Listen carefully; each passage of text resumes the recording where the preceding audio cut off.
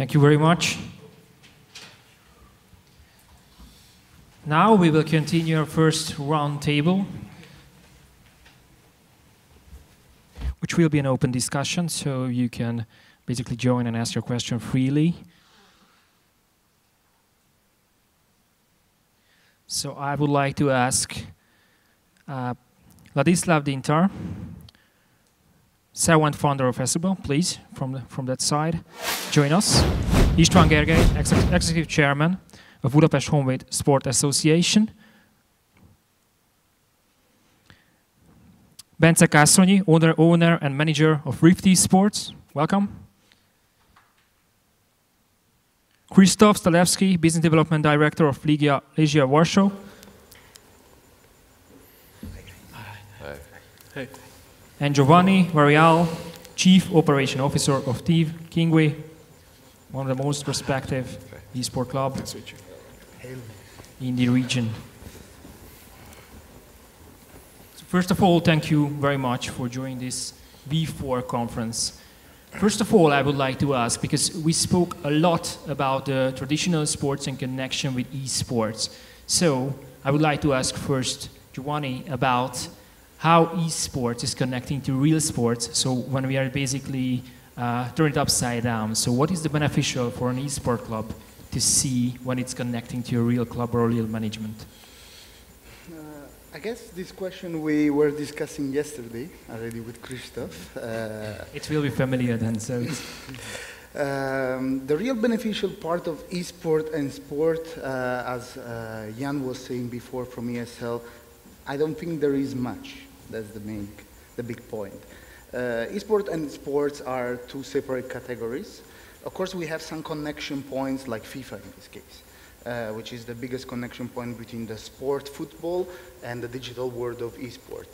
And of course we have other games like NFL now, but in general we have our own world made of Counter-Strike, made of League of Legends, Dota 2. We've seen already many clubs entering, like Schalke or PSG, that are currently playing in the top league of League of Legends game. And of course we hope to see more football clubs joining, but I don't really see top points of connection here between the two categories. Thank you. Let's go from the other side. István Gergely is actually established a youth academy inside of a very prestigious Hungarian club, Budapest Honvéd Association. How is it from your side to joining esports? It's a very good question and a little bit complicated, but I was curious what the other side think about the regular sports, what's the connection between these two parts, because so far we can talk about two parts, but what we are trying to do is to unite them, because maybe it sounds strange from my mind that esport is a kind of sport. It's not so traditional sport so far than water polo, what I used to play. And when I'm talking with my ex-colleague, with my ex-Olympic winners, they are looking at me strange, because you know, if you are working daily 9 hours in the water or on a gym, and if you have some free time and you are playing some video games, it's your free time, it's just for fun.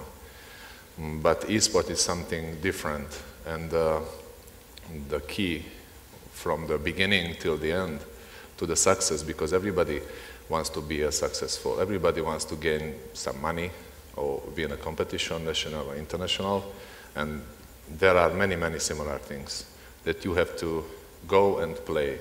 You have to practice. It doesn't matter if you are practicing with the computer or with the ball in the water. It's the same, because you have set your aim and you want to reach it. So you have to spend many hours in the water or with the computer in the room.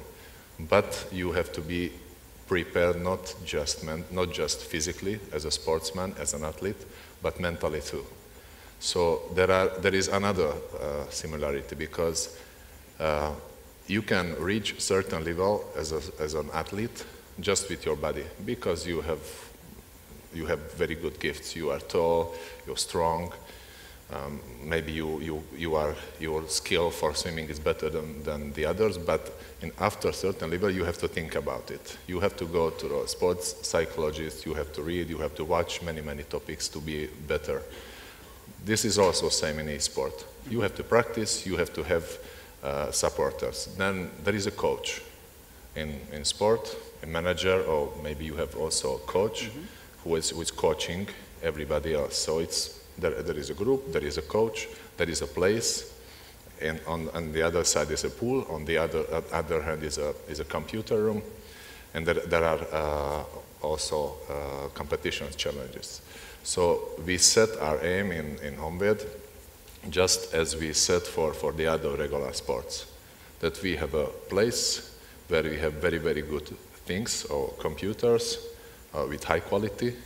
We have very good coaches, managers, and we are trying to collect and prepare young, especially youth category, to be ready for big challenges. Not now, but it's a kind of education.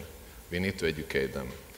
And of course, it's a question for the traditional sports club, as Honvéd is, but why we are doing that? Why we are giving place not for the regular sports, but also for e-sport?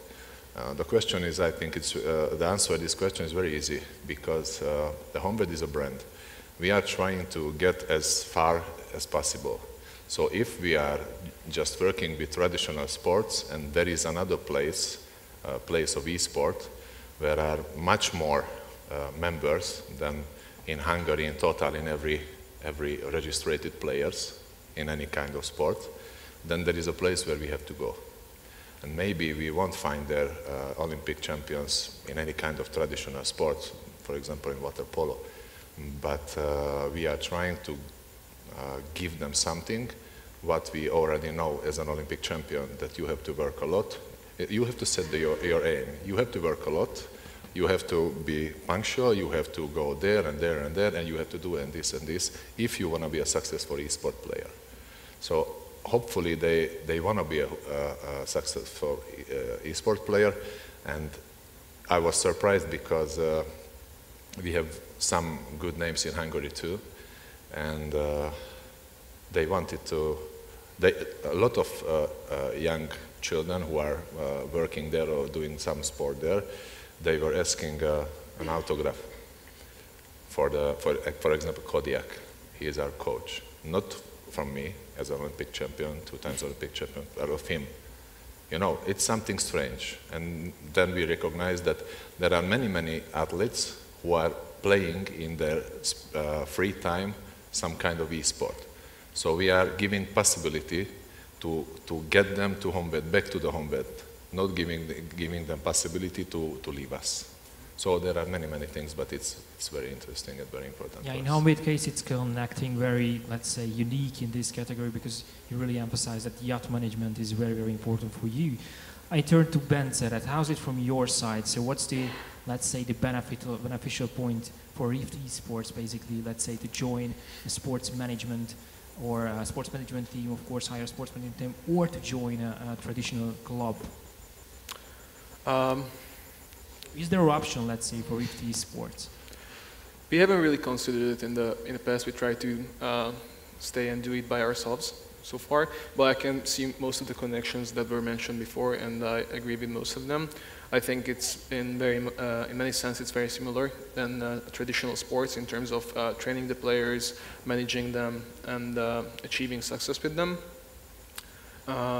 So for right now, we try to achieve as much as we can on our own, and for the future, we have to see. Okay, I would like to ask Krzysztof about the same. So when it comes to traditional sports club in Poland, how is it in relation to esports? I think that as Legia, we should start with our history, that Legia have always been a multi-sectional club. So we've always had another teams. Of course, we're mostly popular because of our football club, but it's always been also a basketball team, volleyball team, swimmers, athletes, and so on. So when we started it, it was a natural way for us to have another team. So this is how this started, and the main reason was that we need to adapt to the present, and we can see the potential of esports. So that was one of the main reasons why we wanted to get there, to have our first, in Poland, we were as a first football club who opened an esports team.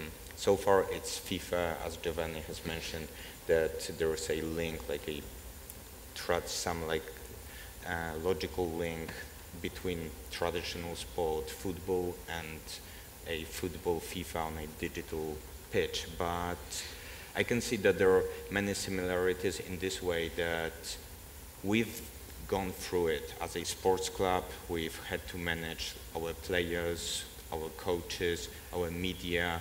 We've been up and down, and this is very similar to esports, that you want to be the best, but it's not possible to be the best and to be at the top all the time.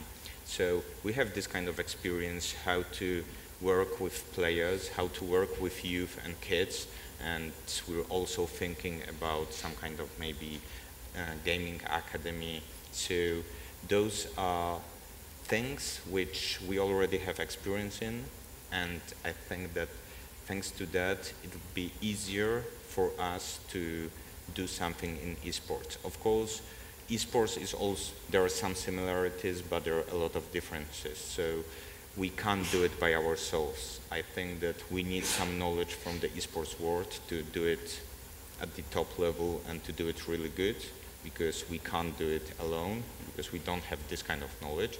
But the knowledge we have, added to the knowledge from the esports world, can give like a very nice synergy effect, which would be good for both like sports and esports. And it would give like better esports players, and for us as a traditional sport club, getting to a new target group, to people who you can get only to via computer games or esports. Answer. Ladislav, I would like to ask, let's say, a more specific question. I have memories from Esuba, because I, as a former Counter-Strike player, also played against Esuba. It was a very nice game. You've beaten us, so thank you very much. But basically, you mentioned a lot about youth career and basically player career.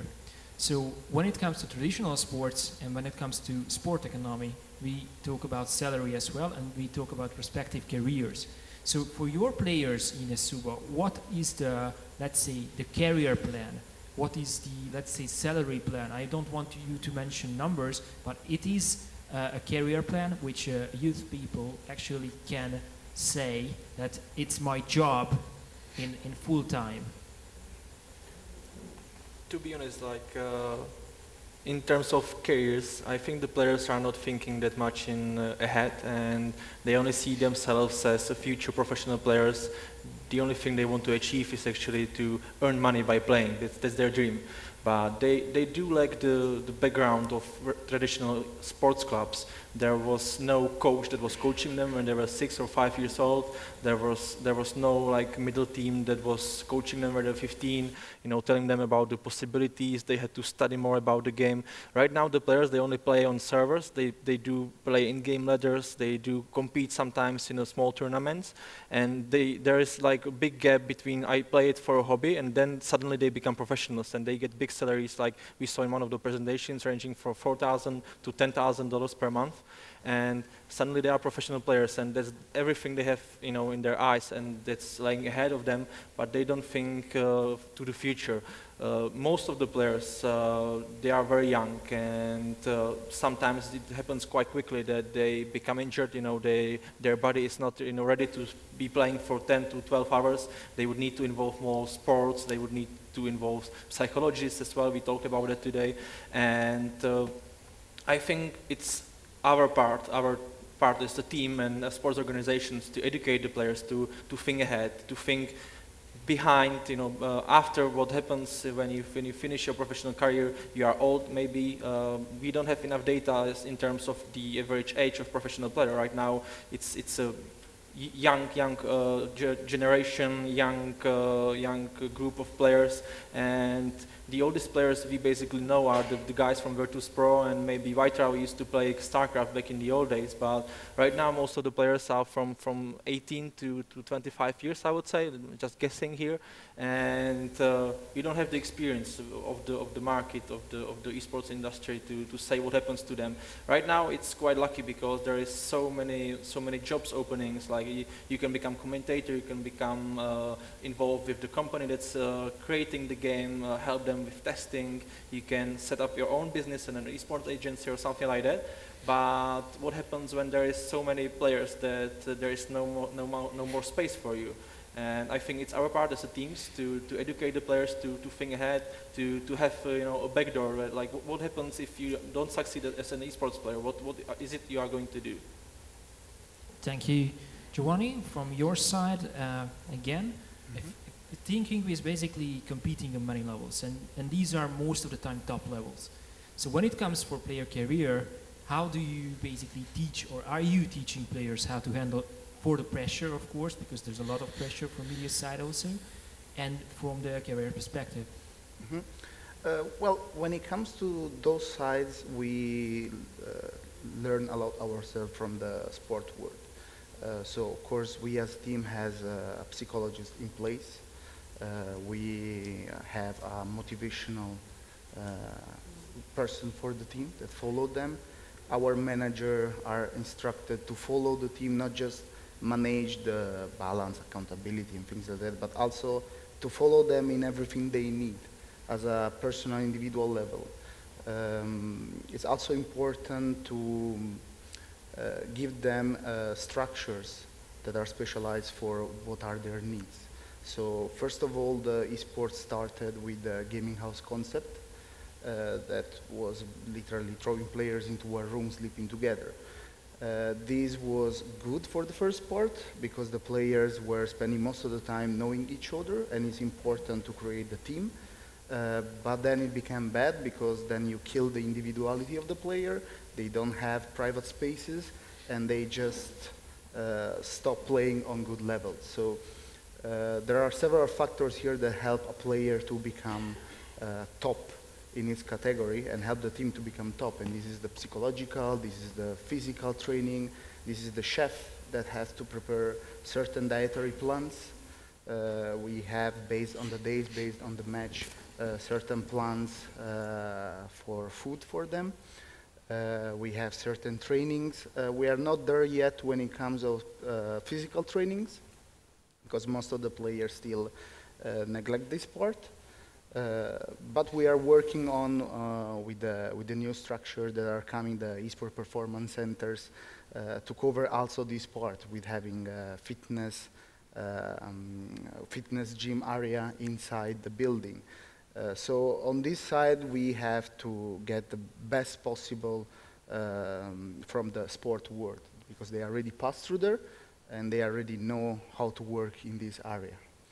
So those are all the factors that will bring the players to victory. And of course, the player must want to win in the first place, which might seem a small detail, but there are many players who become satisfied when there is certain level. And this is something that you must understand immediately. Thank you. Yeah, because you said on the first time that sports club is connecting to esports club, like esports club is not really needing the sports club now. It's a bit now it's finding the connection. My answer was about the point of connection on needs between, but not the similarities. Of course, when it comes to similarities, as it was said, we have a coach, we have a staff management that follow them. So in this case, we take the most from them.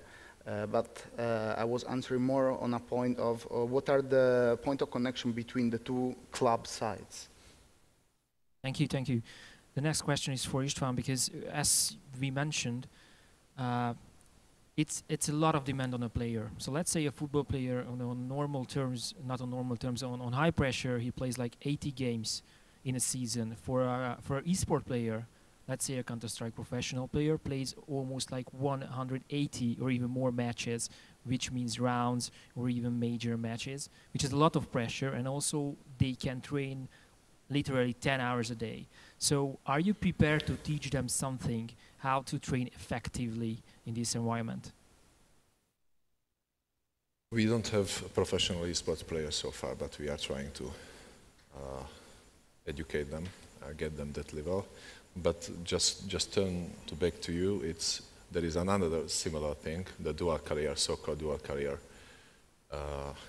because we have the same problem with athletes. They are good till they are good. Everybody needs them. Everybody's friend. They are everybody's friends till they have very good results. But after, when they are over, everybody is trying to forget about them, and they just remain alone.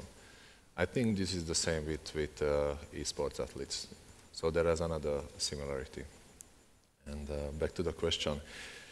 Of course, if they are in home bed, in heart of home bed, because we put purposely there in the middle of home bed. There are different type of, we have 16 different kinds of sports.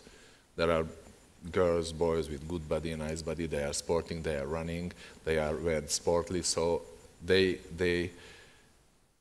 community is forming them. So I saw last week our coaches to go swim. They never swim before, but they started to swim. It's a result. Maybe it's just 1% now, but it's something. So we are proud that we are trying to do something new. And you also mentioned a lot of things that you, as an esport athlete, you need to be very fit or in high level physically. Because maybe I never was in that level that I have to concentrate 8 or 10 hours continuously and play games.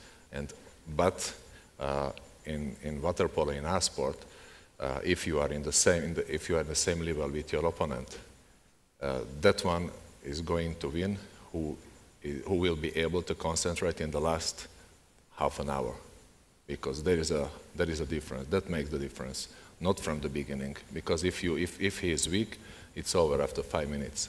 But after a day, if you are able to concentrate till the end, you are gonna win. But if you want to be fully concentrated, that 8 or 10 hours, so I don't know how much, or thousands of games, you have to be fit physically, because your brain is not just a mental thing; it's a physical thing. You have to prepare your heart, with your brain, your body, your muscles, everything, and it works only with physical workouts. So that's what we are trying to tell them, that if you want to be a good esport athlete or gamer, you have to go to the gym, or you run or swim or something. You don't have to be an Olympic champion, because it's another thing. But you have to be ready to reach your aims also physically, not just playing kind of esport game. But as I told you, as I mentioned, it's not just preparing and educate esports athletes, but we have to now educate regular athletes who are playing esport. So there are two different parts that not separate from them. Maybe who started to play water polo, but by the way he started to play Counter-Strike. Maybe he's not so talented in water polo, but he is more talented or super talented in esport. Then we are trying to push them that way. So we don't want to force that your mother, your father was a swimmer or something, that you have to do regular sport. No. If you choose that this way, we are going to support you this way, and we are trying to give you all the best. Thank you. You already answered my question. That would be my question if it comes to esport or normal sport, and it comes up that somebody's talented, what's happened, but you answered already my question. Bence, is also the same for you. So how you prepare as an owner manager of Rift, how you prepare the career of your esport players? I think we are in an earlier step than some of our colleagues here right now. We are a small organization in terms of internationally. In the past, we have taken part in Greek Championship and Southeastern Championship with a little more than success. But right now, we are kind of finding a way for us to operate with them. We are moving into our gaming house very soon, and we are trying to put together a schedule that would support their esports career and their everyday routines. I believe that sports and a healthy diet is a very important part of it. So, as I said, we are kind of in the early stages. We're trying to learn from teams that have already succeeded or already implemented strategies that could work in this area. Thank you. Krzysztof, I would like to ask you that, because we spoke a lot about esport players, that who we consider esport player in respect of age, that who you consider as basically from Legia Warsaw point of view, that who you consider a talented esport player, let's say from, I don't know, 12 to 20, or who, what is the career perspective? The age of a player? Yeah, in the age range, basically, that you consider that the esport player who you're interested in. So what can be considered esport career from the club point of view? I think, like, first, this is a very interesting question that it's hard to say how long the career of each esport team is going to last, because esports, in my opinion, it's still too, let's say, too new that to have the answer for that question. But in my opinion, it's going to be very similar to the traditional sport, that when you get older, you can't be that fast and your reflexes are not that good as they used to be when you were younger. And of course, there will be some top players who are going to get like massive action every day till they're, let's say, 35 or maybe even older, as it is in normal sport, traditional sport. But I guess that it's going to be very similar to traditional sport, that your peak is when you're around 25 to 30, and later it might be getting worse and worse. But it's just my guess. I might be wrong, because I think it's too early to answer that question. But my guess, and I think, is going to look like this, that you need to start working with young kids when they're 10 or maximum 12, and try to develop them on different levels, not only esports, not only gaming, because in this way you're not going to be the best in esports, in my opinion. You need to be also mentally and physically prepared for being a professional esports player. And I think having some sports is very important to be motivated for the longer time. So this is something what you need to learn when you are 12, 15, 16 maximum, and to be at the top level within your whole career. Same question for Ladislav. For what is the, let's say, the average age of your players, and what do you consider as a, let's say, age period for the best performing esport player? The average age of our players would be around 18 to 21 probably. The problem with younger players is that they are not allowed to enter most of the competitions. Let's say in Counter-Strike you are not allowed to enter unless you are 16 and above. For League of Legends, the professional players are 18 and above, so we usually work with older players. And I also think that for the younger players it's very hard to get them involved in professional sports, esports, because they are not educated enough yet. They don't have enough experience, and they don't have the right attitude. And we have been doing this, the eSuba team for 14 years, and one thing that is common for most successful players is that they are experienced. They know what they want. They can accept criticism. They can learn from their mistakes. And when you are young, you only think that you are the best in the world, and you think that you are going to be professional one day. But you don't have the professional attitude. You don't spend the time to study your strategies. You don't spend the time to look for your opponents and learn what they do, so that you can beat them. And it's one of the problems that I think esports has, is that there is no bottom layers. We should be educating the players from the very young age to teach them how to prepare for professional careers, to show them what the right attitude is. And the problem is, who knows right now? It's so young that right now only the top teams are finding out what the formula to being the best is. So we should learn from the sports clubs actually, and they have a huge experience with developing their own talents. And this is something that esports can learn from regular sports, is how do you raise your next professional player. But sorry, but the best practice for this is already existing, but in the traditional sport. Which is? Which is how to educate people to set them to be successful. This already exists in traditional sports, you know, because esport it's a kind of new something. It's a new thing because now there are competitions and so on. But Olympic Games, World Championship, European Championship, to get there, to be successful, to be an Olympic champion, you have to educate your children from the beginning, to show them or just visualize them that one day, or I don't know, after 15 years, after 20 years, you are going to be an Olympic champion. And that kid should go to the bed with this idea and wake up with this idea, I'm going to be an Olympic champion. It's just the same in esport. But of course, there is a big mistake if you want to just make money, because this is not an aim. That's something what is coming with your achievement. It's not an aim. So there can be a mistake a little bit. Yeah, and you revealed one of the big problems of esports, because this is a huge economy, which we saw that all of the presenters has described from many angles, that it's growing, it's here, it's basically our child started to play these kind of games and want to be a professional. All of us saying that they will be determined to be professionals. But one thing which is esports really spectacular, that after you basically turn off your computer, you can decide immediately that you quit your career, which is in a team game can really harmful. So let's say, Giovanni, how you basically handle these kind of problems of the players if they just want to quit instantly? If they want to quit? Yes, because in normal sports, in many of the understanding, like a football player, as István said, or a water polo player, they have many examples, and they push themselves for months, for years, pursuing the success.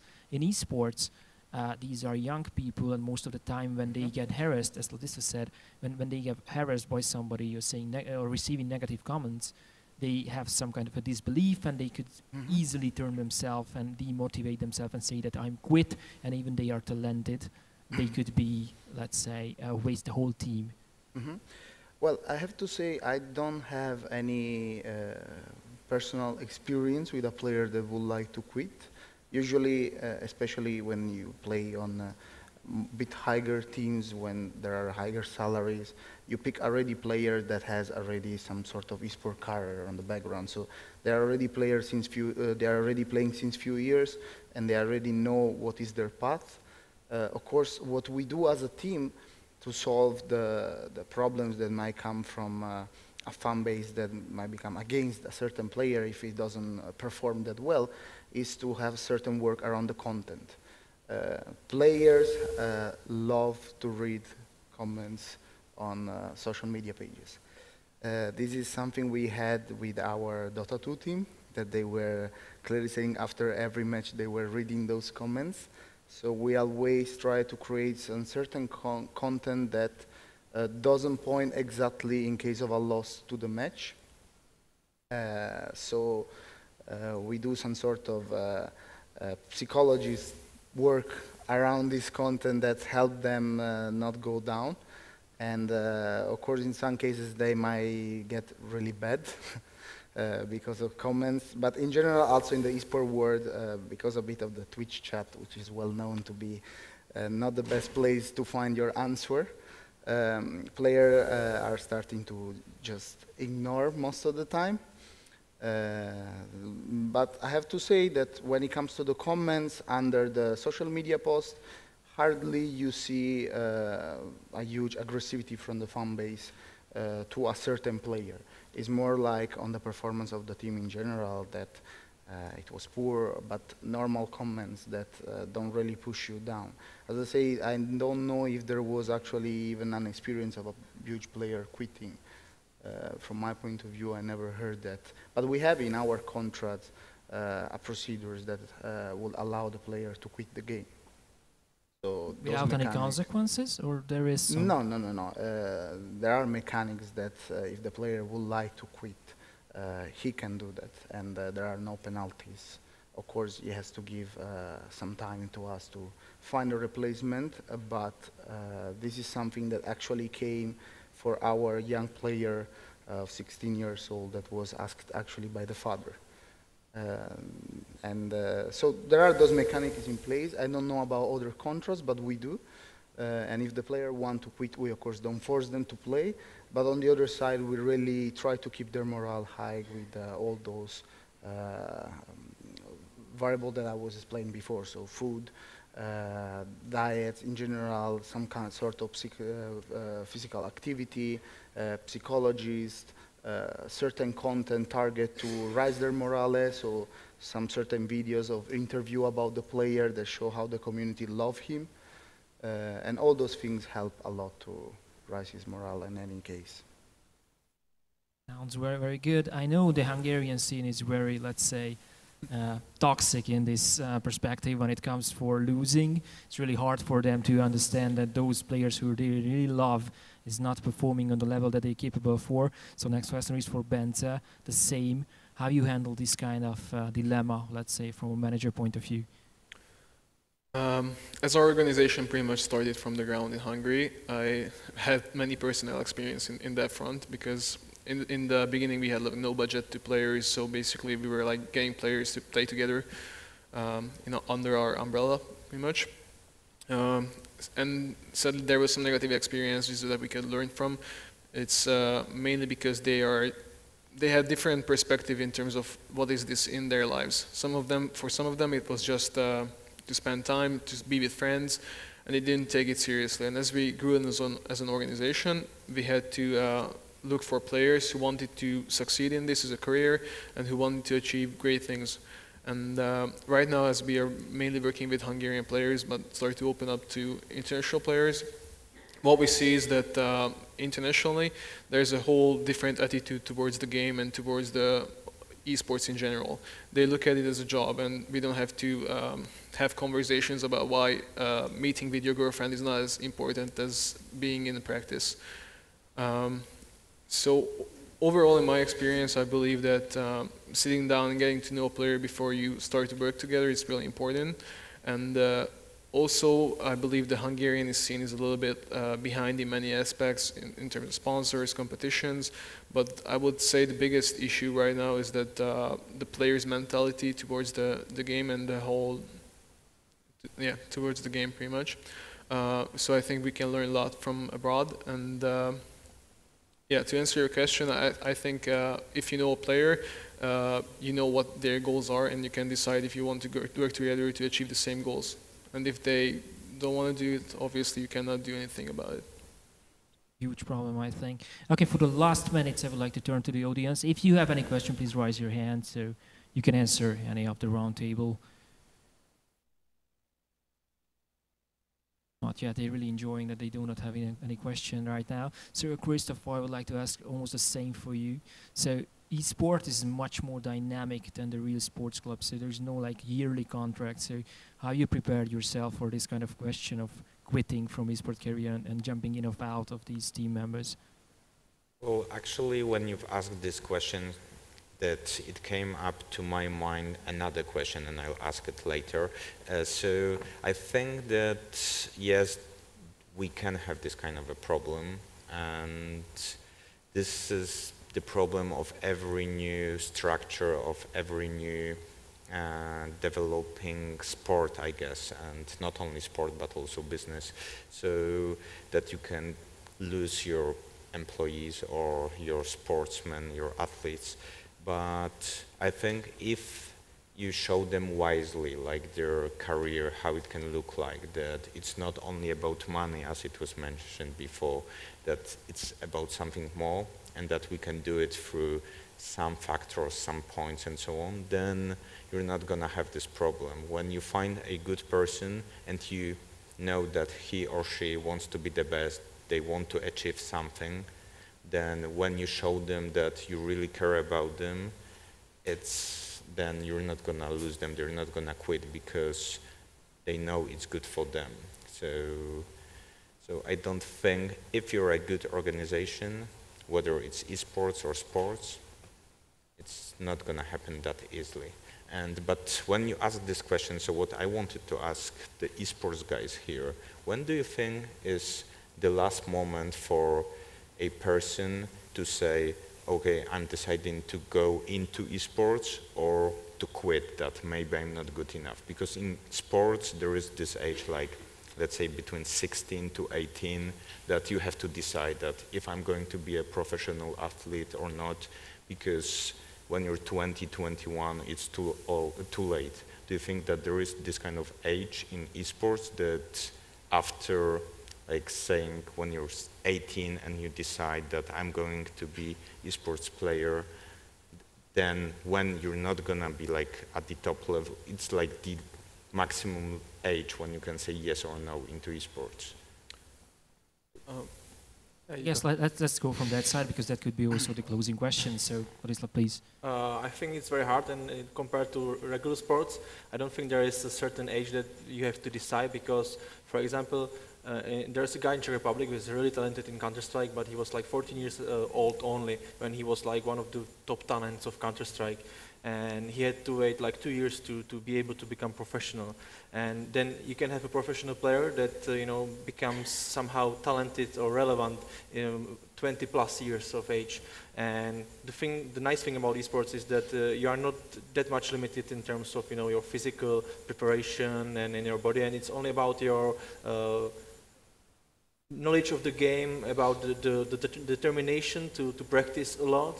And I think this is what's nice about esports, is that you can have a certain level of ages competing against each other, and you can have 16 players, a 16 years old guy competing against like a 30 years old guy. From my perspective and what I've seen in the past, it's for players, it's mostly when connected to their studies. So most of the time you can do be, let's say, a semi-professional player and do high school at the same time. But for university, it's a different story. So what I see most of the guys do is, like, after finishing high school, they either take a year to explore this option as a professional career, can it work, or is it a good lifestyle for them? Or they can go back to university. I think the answer here depends on the game. Like, each game has its own age of entering and quitting. For example, when it comes to quitting in League of Legends, I would say 28 is the best age, while in Counter-Strike we see that there are players around 31 years old, 32 years old, that they are still there and giving a lot to the game. StarCraft, for example, is extremely early. 25 is already the right time to quit. And when it comes to entering the game, we see that most of the players nowadays are entering around 14 years old, 16 years old. Thank you very much for the answers. Again, from the audience, any question? Not really. At the last, we spoke about the age, which also it will be, let's say, reveal another topic, because it's connected to psychology and pressure on players. For now, I should thank Ladislav Dyntar from SUBA, István Gergely from Budapest Honvéd Association, Bence Kászonyi from Rift eSport, also Krzysztof Stalewski from Legia Warsaw, and Giovanni Varriale from Team Kinguin to join us from this roundtable. Now we continue with a break, a 30-minute break, and afterwards we will continue with our presentations. Thank you very much, and enjoy your coffee.